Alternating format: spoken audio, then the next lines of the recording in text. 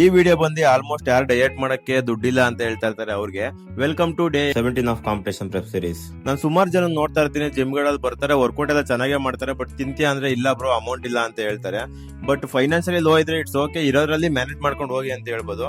ಇನ್ನು ಕೆಲವರು ಅವರು ಅಮೌಂಟ್ ಅಲ್ಲಿ ಚೆನ್ನಾಗೇ ಇರ್ತಾರೆ, ಬೇರೆದ್ರ ಮೇಲೆಲ್ಲ ಖರ್ಚು ಮಾಡ್ತಾ ಇರ್ತಾರೆ. ಬಟ್ ಡಯಟ್ ಮಾಡ್ಬೇಕು, ಚಿಕನ್ ತಿನ್ಬೇಕು ಅಂತಂದ್ರೆ ಅವ್ರಿಗೆ ಅದಾಗಲ್ಲ. ಏನಕ್ಕೆ ಅಂತಂದ್ರೆ ಅವ್ರು ಹೊರಗಡೆ ಹೋಗಿ ಒಂದು 5 ಸ್ಟಾರ್ ತಿನ್ಬೋದು, ಆ ದುಡ್ಡಲ್ಲಿ ಮನೆಗೆ ಅವರು ಅರ್ಧ ಕೆಜಿ ಚಿಕನ್ ತಂದು ಕುಕ್ ಮಾಡ್ಬೋದು. ಅವರು ತಂದು ಬೇಯಿಸ್ಕೊಂಡು ತಿನ್ನೋ ಅಷ್ಟು ಪೇಷನ್ಸ್ ಇರಲ್ಲ. ಇನ್ನು ಕೆಲವೊಬ್ರು ಬೇಡದೇ ಇರೋ ವಸ್ತುಗಳ ಮೇಲೆ ಇನ್ವೆಸ್ಟ್ಮೆಂಟ್ ಮಾಡೋದು.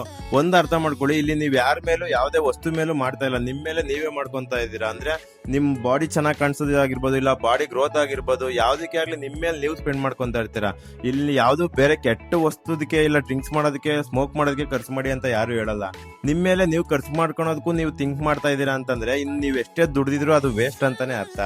ಇವತ್ತು ನಾರ್ಮಲ್ ಆಗಿ ನಮ್ಮ ಜಿಮ್ ಕ್ಲೋಸ್ ಇತ್ತು, ಅದಕ್ಕೋಸ್ಕರ ಯೂನಿಟ್ 1ಗೆ ಹೋಗಿ ವರ್ಕೌಟ್ ಮಾಡ್ಕೊಂಡು ಮನೆಗೆ ಬಂದು ನನ್ನ ಮೀಲ್ಗಳನ್ನೆಲ್ಲ ಪ್ರಿಪೇರ್ ಮಾಡ್ಕೊಂಡು ತಿಂದು, ಮಾಮೂಲಿ ನೈಟ್ ಮೀಲ್ಗೆ ಒಂದು 8 ಎಗ್ ವೈಟ್ಸು, ಕುಕುಂಬರು, 2 ಚಪಾತಿ ತಿಂದು ಇವತ್ತಿಗಿಷ್ಟೇ. ಮತ್ತೆ ನಾಳೆ ಸಿಗ್ತೀನಿ, ಬಾಯ್.